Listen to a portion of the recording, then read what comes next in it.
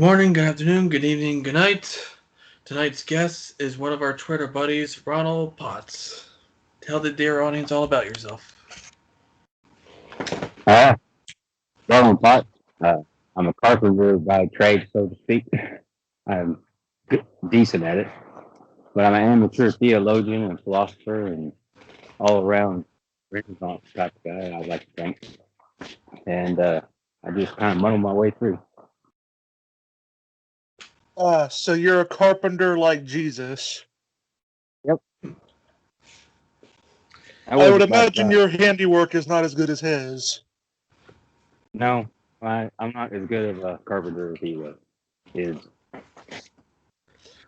All right. So tonight it's going to be very interesting. We came on because we wanted you to talk about your journey from, I believe, Norse paganism to Christianity. What you learned on the way, and how you got to where you are now. All right. Yeah. So, with that said, would you like to, go over Norse paganism? What's that about, and what got you into it? Well, I went through several phases in my life. I went through just the general. I never was a Christian or raised Christian, or I went to church until I was probably 10 or 11, but we didn't really go to church. We just kind of went every so often, sporadically. And then, given the choice, I quit going. And I never did really learn much other than knowing the names of the big people like Noah and Moses and about the flood or whatever. I didn't learn anything specific. So I basically went from unbelief, and then in my late teens, early 20s, I was what I would call a militant atheist. I purposely wanted to be provocative towards believers and felt the need to tell everyone I was an atheist and mock a lot of people. And then I went to kind of a non-militant atheism, but agnosticism, because as I went through life and I read more about philosophy, I became more convinced that I couldn't say, well, there is no God, absolutely. But I didn't particularly care. But I thought there was more to human beings than what materialism would tell you. And then I kind of journeyed along in that agnosticism for quite a while.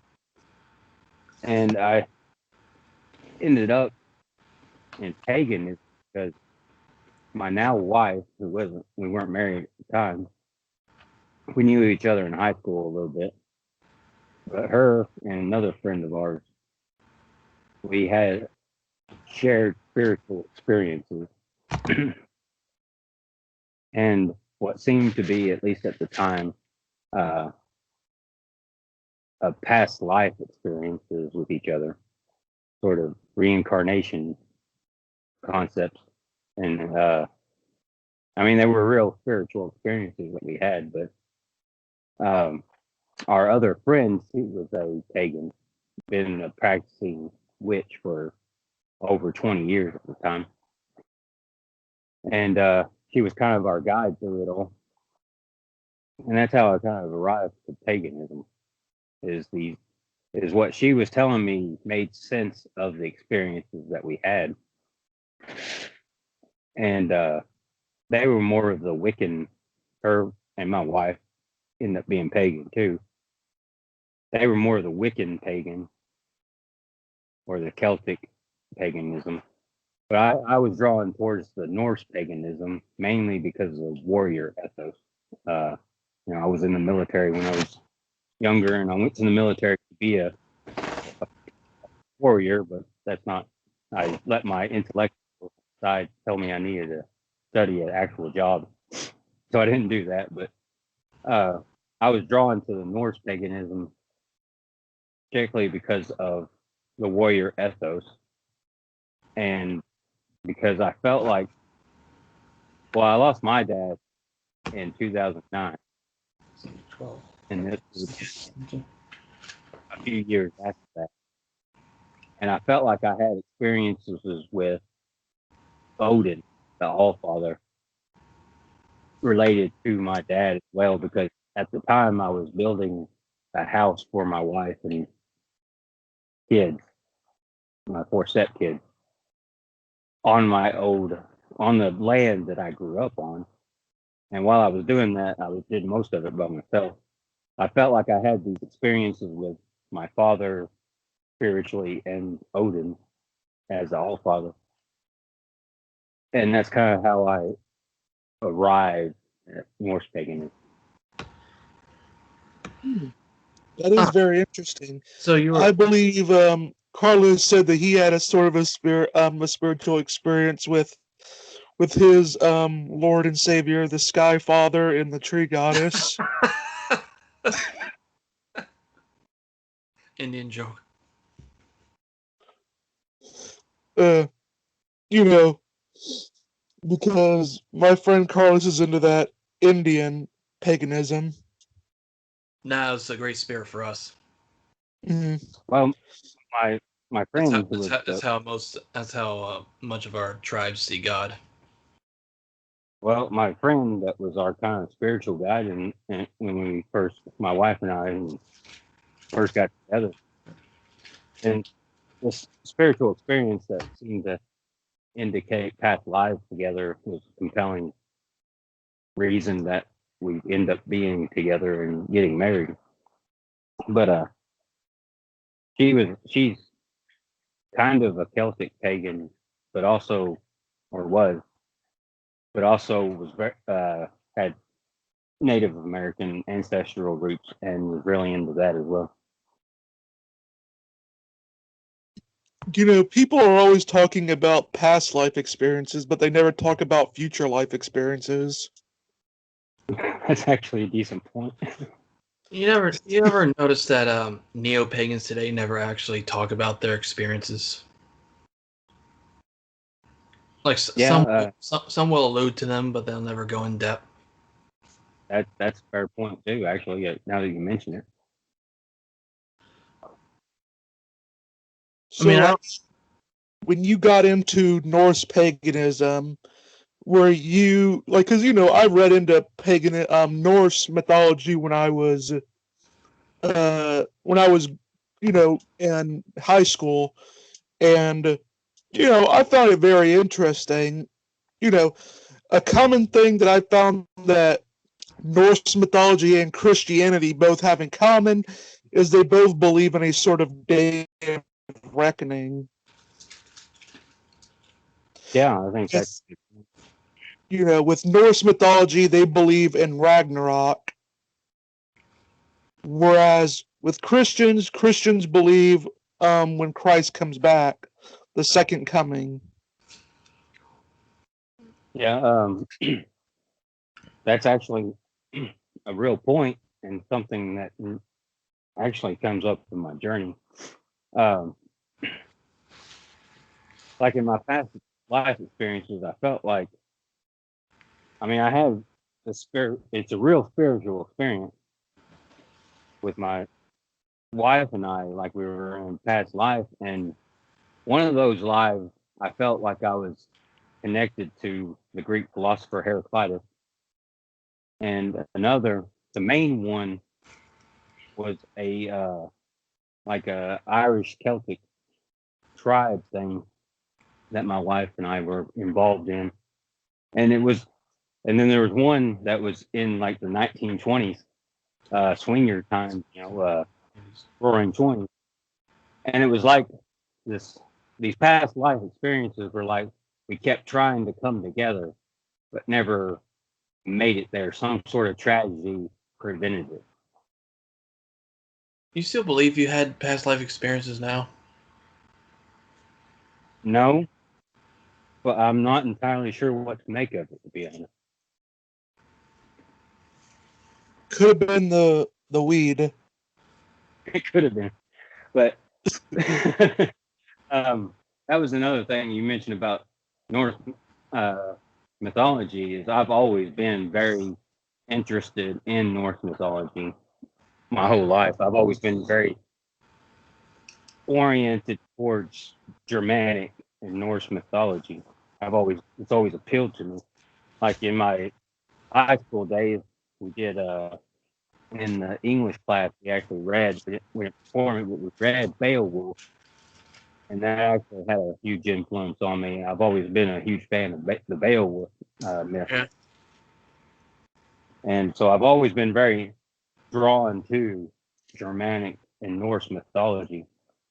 And one of the ironies that ended up happening for me was part of my reasoning for rejecting Christianity as a Norse pagan was I was thinking, why would I'm obviously a white dude with Northern European ancestry. And I was thinking, why would I follow some dude from the Middle East whenever my ancestry is in Northern Europe?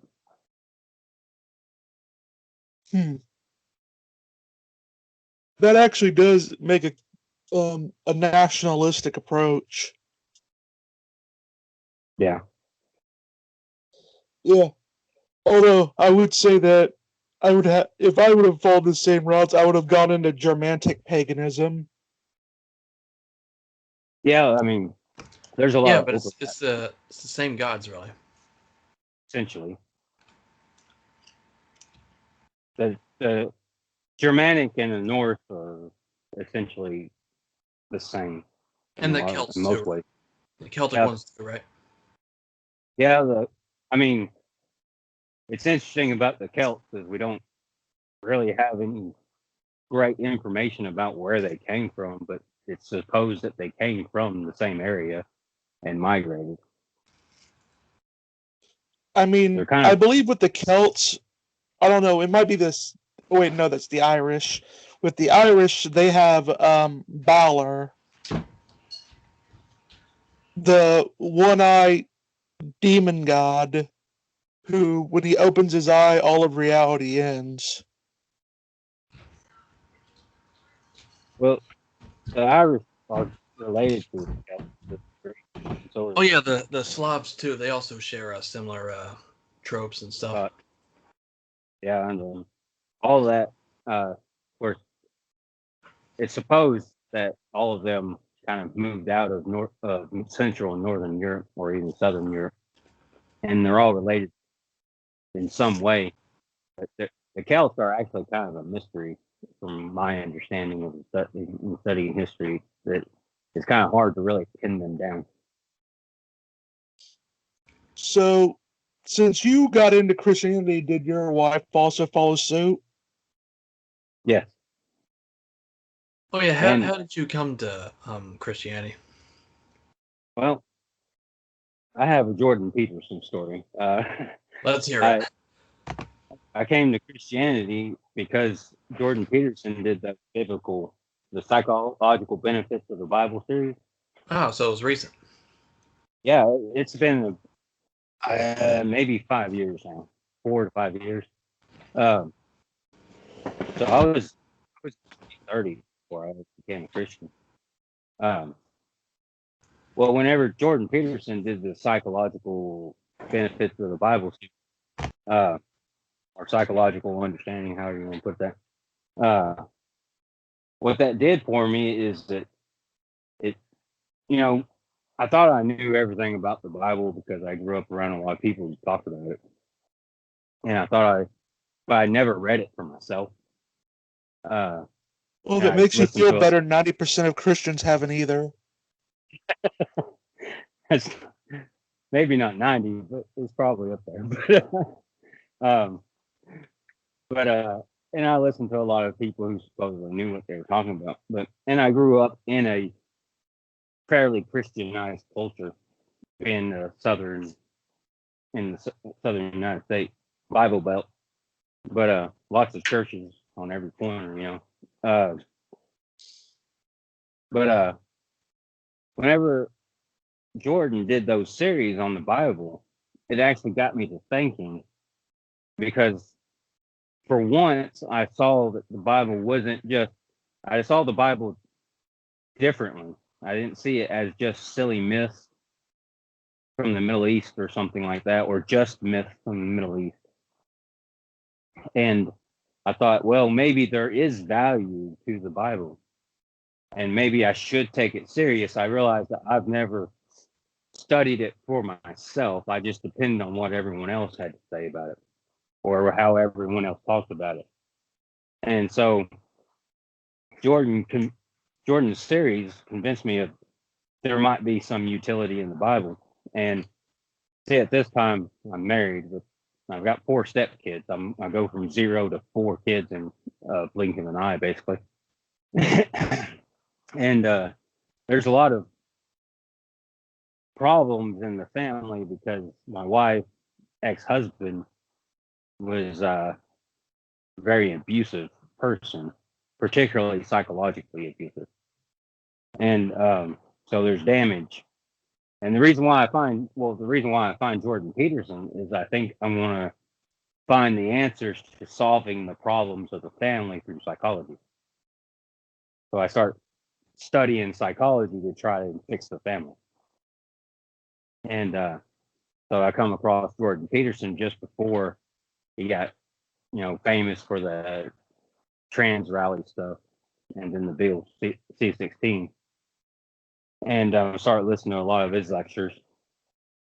But so at this point, I trust Jordan Peterson. I've come to trust him. So he does the psychological significance of the Bible series, and it convinces me that I need to sit down and seriously consider the Bible on its own merit and let it, and as much as I can, let it speak for itself. That is very fair. Yeah, I mean, well, you have to remember a good percentage of the United States believes Sodom and Gomorrah are a married couple in the Bible. And that Noah Ark and Joan of Arc are related. No, she was not Noah's wife. Well, whose wife was she, Ted? I don't know, Bill. Yeah. So, But since you became a Christian, I remember when we were chatting in the group that you had said that because you've also got into Michael Heiser, ain't that correct? yes. So basically, Yeah. what you believed before wasn't a total lie. Well, yeah, and that's what's so interesting in my experience was, so Jordan convinces me that I at least need to give the Bible a fair shake and let it speak for itself, not what others, have told me about it. And then, because of Jordan, I soon find Jonathan Pajot because they start talking, and so I start looking into Jonathan Pajot, and he's real big on symbology, particularly symbology in general, but of course in the Bible too. And he's given through Jonathan, I'm gaining a different perspective on the Bible, not the evangelical fundamentalist literalist type of understanding. Yeah. More orthodox Christianity symbolism in the right spot. And what happens is whenever I'm reading the Bible and I'm understanding what Jonathan's talking about, is I see in the Bible how it exposes the pattern of reality. And so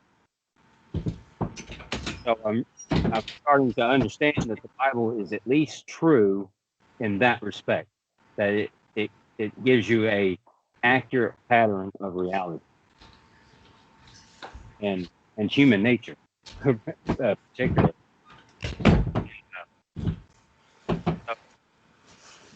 I'm with my pagan experience because I'm still convinced to this day that my experiences as a pagan, spiritual experiences, were real spiritual experiences. But when I'm bringing this all to the Bible, I'm seeing in the Old Testament what your typical American evangelical fundamentalist won't tell you or won't see, is that there are other so-called gods, other spiritual beings setting themselves up as God, but there's only one true God. And this actually comes together with my experience, because these other spiritual beings that I experienced, they had an element of truth to them, but they were lacking a fullness of truth. And I could feel that I was being manipulated by them in that regard. They would give me just enough truth to compel me, but they wouldn't give me full truth. And as I started pursuing these spiritual experiences from the Bible towards Yahweh and Jesus, I'm having these moments where I feel like I'm walking towards more and more truth, and it's not ending. How do you feel? What do you make of neo-pagans? Well, let me try to be charitable, but the thing about and this is another thing that I learned as I was walking through this journey, is so I'm starting to become more charitable towards Christianity, right? Hmm?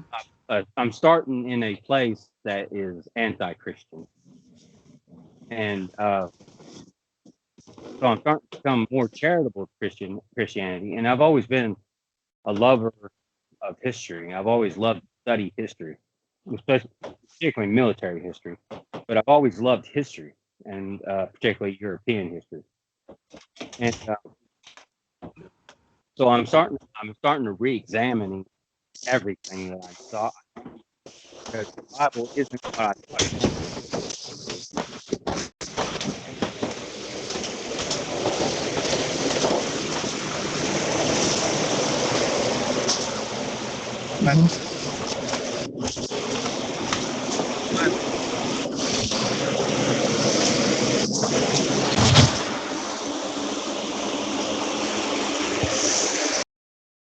So as I'm reading the Bible, Hey there, Bryce.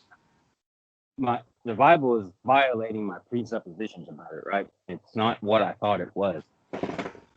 And so I start re-examining all my presuppositions. And so I look back at history with fresh eyes, being more charitable towards Christianity. Yeah. And where this relates to neo-paganism is, I realize, especially any sort of European paganism, there is no continuous stream. There is a hard break. And all neo-paganism, especially European, is a reconstruction. And not only is it a reconstruction, it's actually a reconstruction through Christian eyes, because the people who wrote the stuff down were Christians. Yeah. So they're trying to find out what they originally believe, even though they have no realistic way of knowing outside of the runes, which give very basic understanding, somewhat. But they still know. Yeah. And a thing that I always find interesting is when doing comparative religion, what religions have in common, and what mythologies sort of teach that are in common with each other. What I've always found funny is with Norse, even with many forms of paganism, like Norse paganism or the sort of paganism that Aristotle believed in, is that they all had sort of an honor code that sort of meshes with Christian. Well, Aristotle, Plato, and Socrates weren't pagans. They were monolatrists who believed that God was the prime mover, and that the lesser gods were all these unmoved movers that were allotted by the one God, the prime mover. Yeah, I'm And saying like they make everything go. They're behind the laws of physics and set everything in motion. Yeah, and I was saying that, a thing that I found interesting with them is sort of where they mesh a bit when it comes to sexual ethics. Yeah. Like, for example, both pagan ethics and Christian ethics do sort of agree with the notion of, not hurting women. Yeah. So And I that's mean, and that's the version of Norse paganism that I came to. The very idealized and individual, and for the particularly males, but even all for it. It actually wasn't particularly for the males. It was a warrior ethic for all. It was like a egalitarian warrior ethic, like warrior women and warrior men. And what I saw whenever I was reading the Bible for myself, and when I started reading the Bible for myself, I at that point I specifically cut myself off from the outside world as I was reading the Bible. I didn't want to be swayed by others. And of course, nobody can completely get rid of your presuppositions and your worldview that's going to influence anything you study. But I tried to as much as I can, being aware that I would have biases. And one of the things I started to see was that the things that before I was a Christian, I would have considered myself not only a Norse pagan, but a humanist, sort of founded on the ideals of the, founding fathers of the United States of individual freedom and individual right, and Thomas Paine and all that. oh my Lord and Savior, Thomas Paine. and just not only was I a Norse pagan, but politically I was a libertarian. I became especially around the time Ron Paul ran for president the first time, I became a libertarian. And not only did I become a libertarian, I actually became an anarcho-capitalist. But come on, your further your joke. That evangelical fundamentalist Christians in the South also revere Washington, Jefferson, and Franklin as divine saviors. There's a fair bit of that, yeah. Yeah, I mean, I always do find that funny how there is like sort of like a deitic reference to sort of the founding fathers in the United States. Yeah. Yeah, but also going back to the pagan reconstruction that the neo-pagans are trying to do, I highly doubt that their gods would agree with them on social justice, since most of them seem to latch onto that. I absolutely agree, and that's interesting. I find it interesting because I was drawn to Norse paganism, particularly, like I said, because of the warrior ethos. And, well, I've always been conservative politically. Well, I would have said I was politically conservative, but socially liberal. That old line, but I've always leaned conservative. And I went to the military, and I was pursuing this warrior ethos, and I was also egalitarian humanist type person, because if I had a holy doctrine at the grow as a young adult, it would have been the ideals expressed in the Bill of Rights and the Declaration of Independence and the writings of Thomas Paine and stuff like that, and John Adams, individualist freedom and pursuit of happiness type of stuff. But yeah, that's one of the things whenever I started examining neo-paganism, is that I realized, and as I'm reading the Bible, I'm re-examining all my presuppositions, and I'm re-examining history with a charitable definition of, or a charitable eye toward Christianity. And what I'm finding consistently, and this is something you find in others like Tom Holland, is that you can't really separate the evolution of history in Europe from Christianity. Yeah. Oh yeah, but going on the warrior ethics, which is, it's actually hypocritical when Norse neo-pagans rip on, try to go after Christians with the violence in the Old Testament, even though their culture literally revolves around it. Oh yeah. And the Vikings practically bragged about pillage and rape. Yeah, and I agree with you what you said about neo-pagans that seem to consistently trend towards social justice narrative. Is there's no way that you're going to convince me that Thor and Odin and all of these are going to be social justice advocates, you know? Even if Yeah. there's these not gonna name names, but there's these prominent neo-pagans that went on the stream like a few weeks ago talking about toxic masculinity.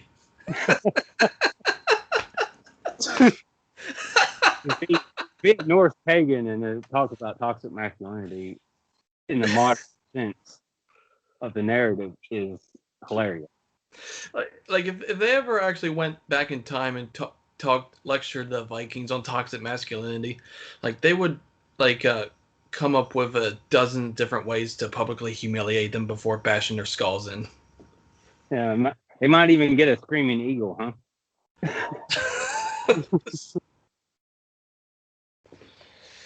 I mean, yeah, because we all know that Thor and Odin, they were the pillars of non-masculine energy. They were very in touch with their feelings, I'm sure.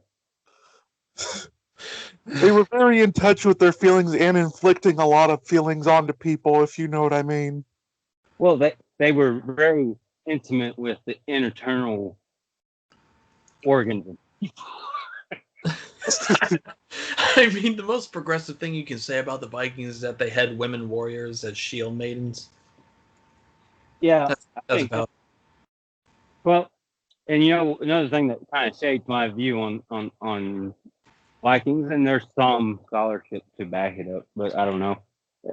There's always disagreements in scholarship, and there's always, anyways, is I grew up as a Southern dude, and there is a culture in the South that is like the dude is the provider and the wife owns the house.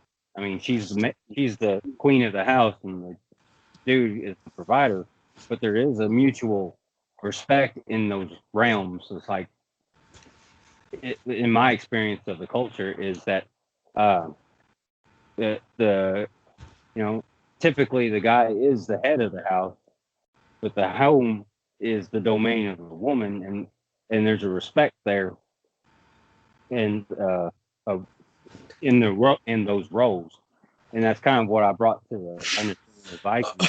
Hold on, there's this one more thing before I forget. They also like to say that they perform sacrifices just to say so, but they actually like incense, and they try to rationalize that it's a form of sacrifice when, like, no, it's just lighting up the room and making it smell better. Like the Israelite Levite priests lit incense, but they still did animal sacrifices. Yeah. But if you're a Norse pagan, and if you don't perform animal sacrifices or bathe in the blood of your enemies, I don't consider your beliefs legitimate. Well, I mean, I think they do have something to answer there. I mean, Christianity can say this is why we don't do that anymore, but neo-pagan, which is why they have to borrow from the Christian worldview in order to survive. Yeah, because neo-paganism does not have it built in that this is why we don't do it anymore. And neo-pagan itself is a product of the 50s, so their religion's largely made up. Exactly. That's what I found out as I started examining stuff, especially Mormonism. Is it like Mormonism? And Wiccan. Yeah, it's like Wiccan starts in the 50s and 60s, and it's a cult movement that starts. And it's a complete reconstruction. Like I said, there's a hard break between especially European, but even like Egyptian, if you want to go Egyptian or Mesopotamian, paganism. There's this hard break where there's no continuous line, and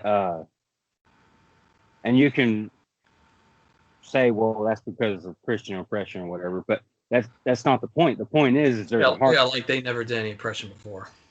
Yeah, well, yeah, but there is a hard break. There's no continuous line of this tradition, and it's all a reconstruction. Like the runes, of course, I did read runes and I studied runes.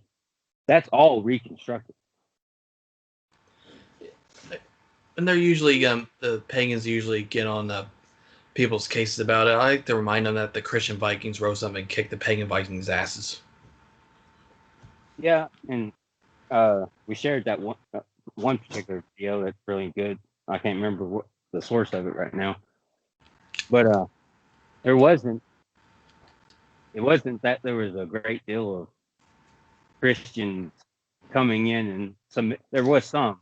Well, yeah, they did terrible things, but the Norse kings became Christian and did it themselves. It wasn't like Rome was sending armies to the Norse to crush them.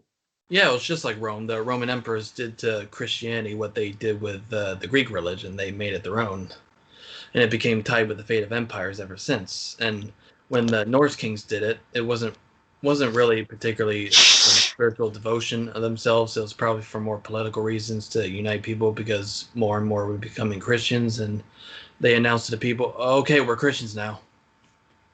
Well, what you see in a lot of European history is that the kings or the emperors or whatever would become Christian, and then they would force it down from there. And it wasn't so much that Rome was doing it, it was these kings and emperors were doing it.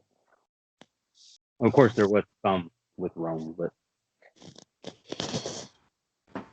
So, have you guys submitted to Joe Biden as Romans 13:1 has commanded everyone to do?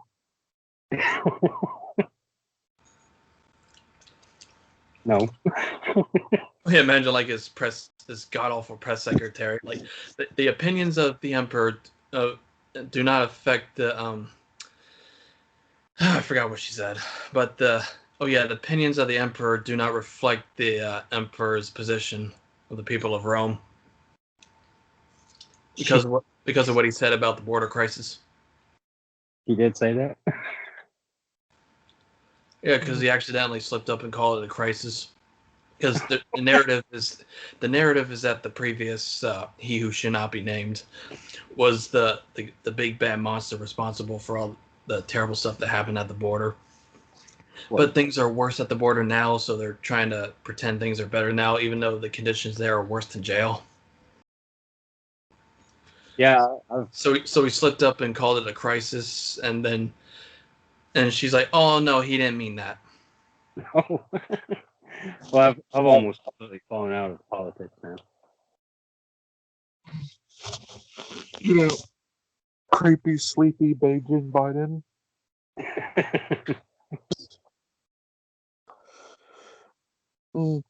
So yeah, I mean, so now that you have gotten out of Norse mythology and you moved on to Christianity, did you ever get into denomination hunting, where you tried to find the denomination that worked best for you in Christianity?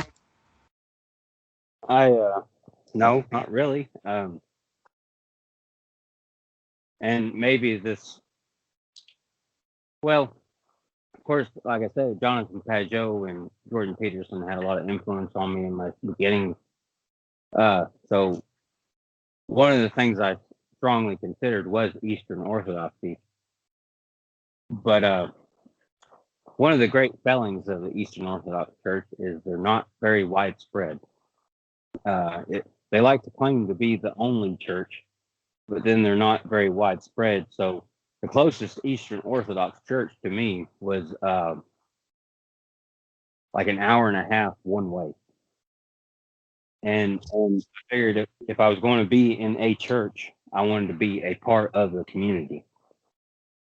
And I actually started going to church before I was a Christian. I would say I was a Christian before I actually believed. I just hate most of the people that go to church. I said, like most of the people that go to church. Yeah. and and and so if I was going to go to church, even if I didn't believe, I wanted to be a part of a community. So an hour and a half one way, there's no way. I mean, you could go to church, you could participate in church services, but you could not be part of a community an hour and a half one way. And as it happens, my primary vehicle was the 95 F-250 with a 7.3 diesel and 12 miles a gallon of diesel fuel, and and it's 20 plus years old, and it beats you to death on the interstate. But well, as long as you never become a Methodist, you're good. Well, my denomination that I end up in is actually close to Methodism, but it's not quite Methodist. It's from the same stream. But that so it may have been an act of convenience, but the church I ended up going to initially is only 5 minutes. But I was going there, I was getting spiritual experiences and having. It seemed right. It seemed like God wanted me there. Yeah. I mean, I was a Methodist for a little while before I got out, and I mean, what attracted me to them was their position on the Pope and their charity services. And then I really started looking into the Methodist church culture. This was after I had left Christianity altogether. I said, I'm so glad I never went to the church. Well, the Methodists do a great deal of charity. Yeah, I still like that about them. Although I found out how liberal many Methodist churches are becoming. Yeah, they're in the midst of a split, and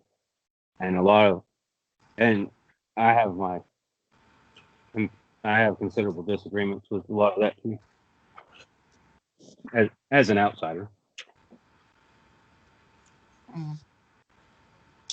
Well, it could have been worse. You could have become a Mormon. Yeah. Well, or a Southern Evangelical Baptist. Well, neither one of those.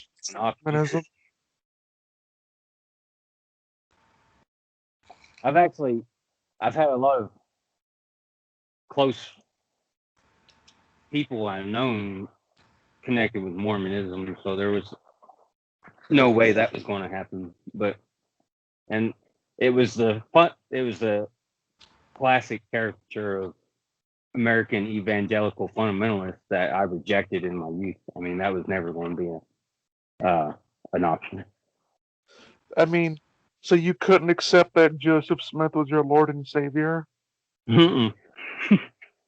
Or the Founding Fathers? Yeah. Actually, Mormonism is exclusively a white American man's religion. I mean, cult. It's a mainstream cult, but it's not really a legitimate religion. Well, they have quite a presence in Samoan. Really? I mean, I do like the Mormons when it comes to because they're actually more of what they call it.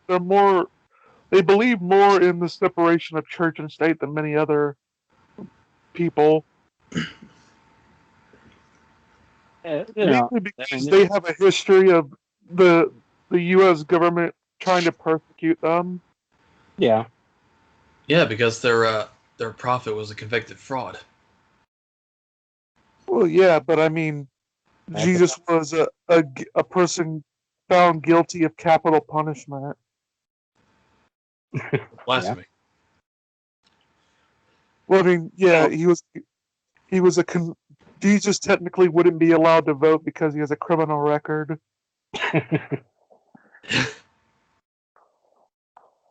But yeah, I mean, kind of back to another point is, I do find it kind of strange, particularly for Norse neo-pagans, to be real big into SJW stuff and a lot of that stuff. Probably just to stick it to the Christian norms, but Christian norms have been battered into submission for some time now. Well, and you do find that, to be perfectly frank, you do find that in paganism is a lot of it is a reaction to a perceived Christian majority, which in our culture. Oh yeah, one of them. I'm not going to name his name, but he acts all big and tough, but he's scared of Christians. Yeah, well, you find that with a lot of the internet atheists too. I think a lot of them, though. I think a lot of pagans are legitimate, are sincere that they believe what they do. They just don't know how to go about it. But a lot of them are also just cosplaying atheists. There is a fair bit of that. I think that's accurate. I mean, it's sort of like the satanic church. The satanic church. Oh yeah, they're just trolls. Yeah. I mean, they basically solely exist just to troll Christians. Yeah. Yeah, well, and it's like this. It's like compelled by this provocation, to be provocative, but it's this cheap provocativism. It's like nothing to it. It's like they just want to get the church ladies riled up. I mean, if they really want to rile people up, they can do all sorts of things, caricatures about Muhammad. Oh yeah, peace be upon him. Or Buddha, for that matter. They don't usually go after any of those prophets. I mean, I remember when we did have a Buddhist on, I did ask him the questions like, Buddhism is about, being free of all desires. And I said, would being free of the want of the desire to be free of all desires be included? And that sort of got a good laugh. Well, what are you eating? What are you eating, Carlos? I'm not. Who's Carlos? Just tell me what you're eating. Watermelon. That's racist.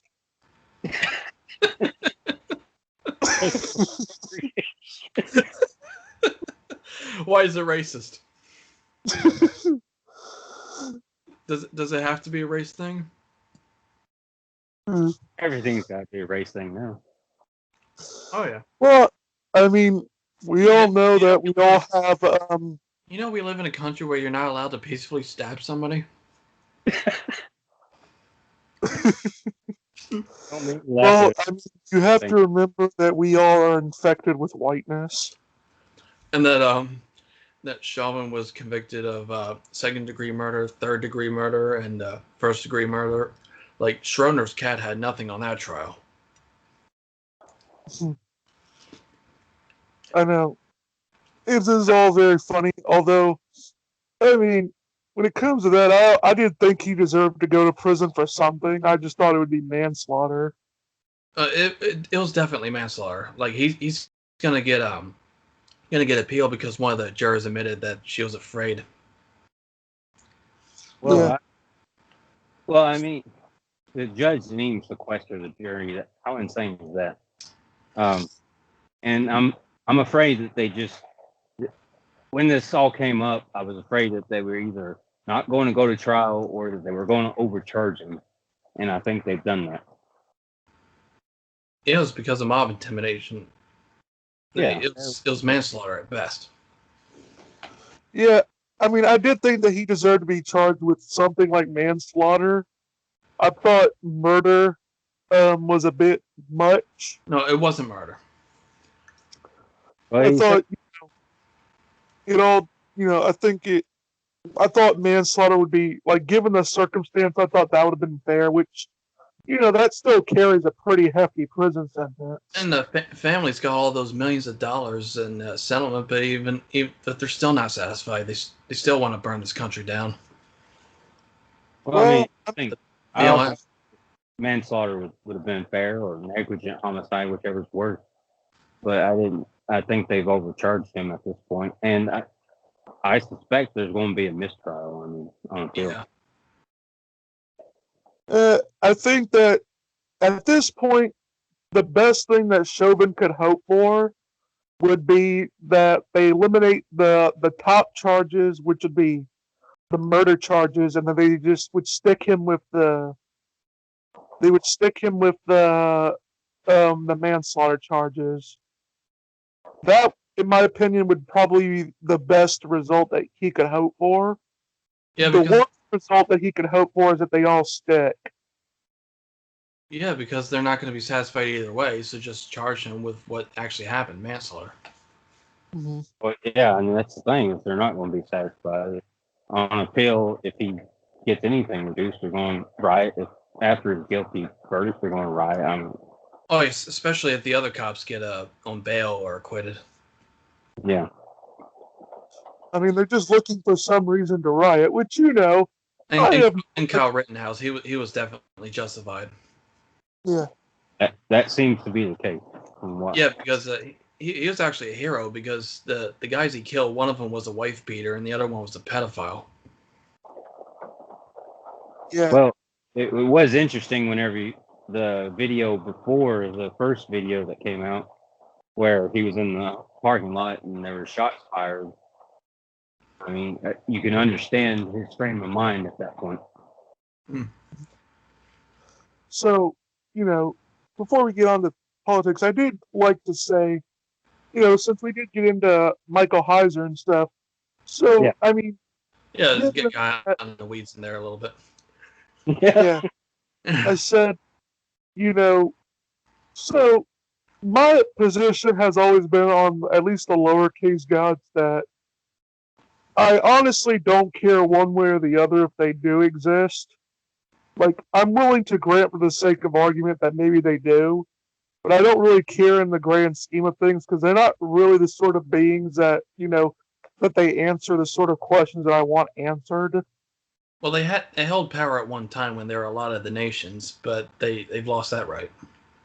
Well, and say that's what happened for me whenever I started getting into Heiser is I end up with Heiser because when I was reading the Bible, there were things there that as I understood it, didn't agree with this typical popular level literalist translation that there's only one God, that no other spiritual being exists, because I already had these spiritual experiences coming in, and it didn't.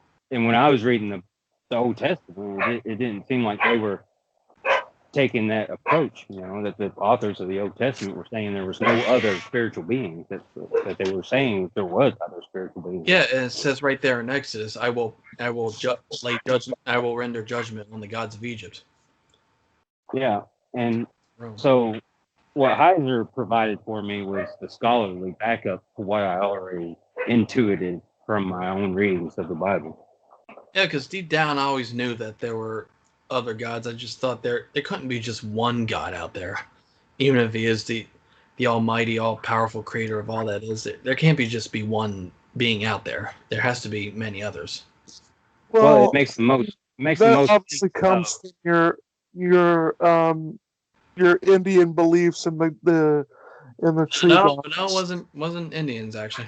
It was many other factors. Well, your belief in the Sky Father and the Tree Goddess. No, it wasn't the Indian paganism. It was the Great Spirit. Well, but see that was another touch point for me for the Old Testament, particularly, but even the New Testament, Paul talked about it, particularly, but even Peter and Jude. Yeah, because Paul's speech in Athens, he references the gods that were allotted the nations. Yeah, and so that was another point where for me it was that where I say the Bible exposed the pattern of reality to me from my own personal experiences. I didn't have to say that all these previous spiritual experiences were complete BS. The Bible itself didn't say they were. The Bible itself said, yes, you did have real spiritual experiences with these other spiritual beings. They're just not the real God. Mm-hmm. Yeah, I mean, the thing with when it comes to the lowercase gods is that they are all contingent beings, really, when you look at them. Yeah. Thor is a contingent being. So is Odin. And that's even expressly stated in the mythology. Mhm. Zeus and the gods are all contingent. I And mean, so, you would not go to Thor or Odin or Zeus and the others if what you wanted the answer to was why is there something rather than nothing. yeah, Because, they fundamentally, that's not what the questions that they even bother to answer.